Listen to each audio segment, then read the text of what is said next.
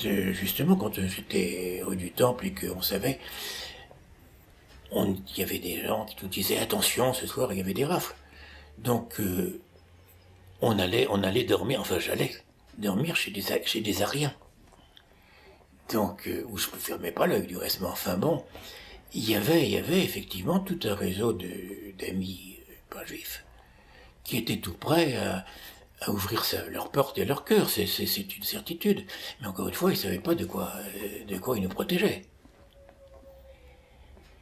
Je me souviens même qu'il y avait un médecin qui était quelqu'un de connu, qui était la docteuresse Poulain, qui était la maîtresse de Cornillon-Molinier à l'époque.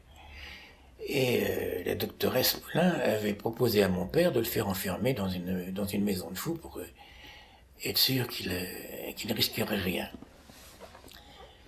Il y a eu des propositions, mon père on lui a dit viens chez moi, etc. Mais mon père a dit non, c'est pas possible, je ne peux pas ni quitter ni mon piano ni mes bouquins. Pour lui c'était sa vie. Et puis, il était sûr qu'il ne lui arriverait rien. Sûr. Il était persuadé qu'avec ses états de service, il ne pouvait rien lui arriver.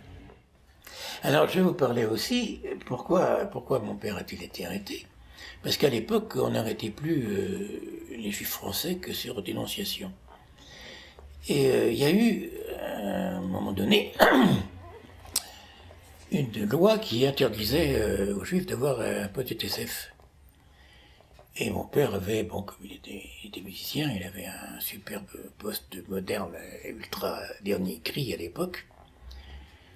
Et comme il n'avait pas envie de le remettre aux autorités, il a fait l'échange de ce beau poste avec un vieux poste tout cassé qui avait une des premières vendeuses au magasin. Il changeait les postes. Et pour ce faire, c'est un garçon de magasin qui a pris le beau poste et qui l'a amené chez la dame en question et repris le vieux poste et l'a ramené. C'était un gars très gentil que j'aimais beaucoup, c'est lui qui m'avait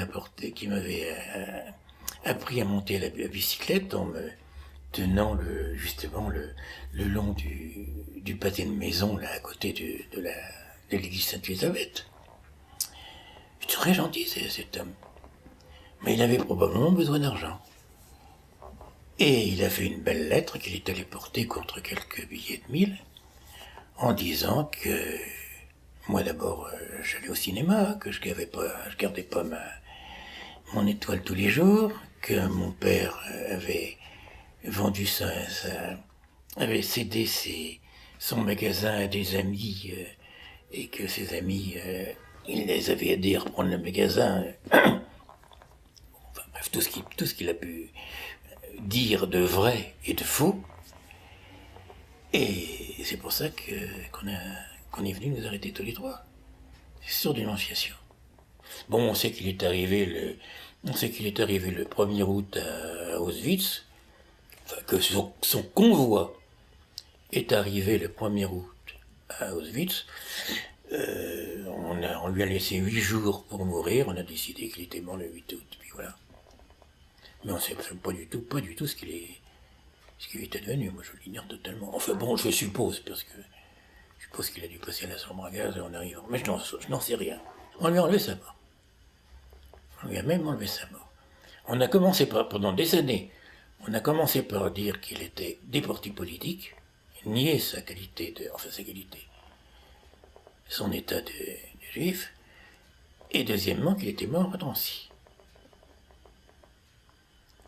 Alors, vous voyez, alors en plus, on lui a donné le titre de mort pour la France. Il est mort pour la France.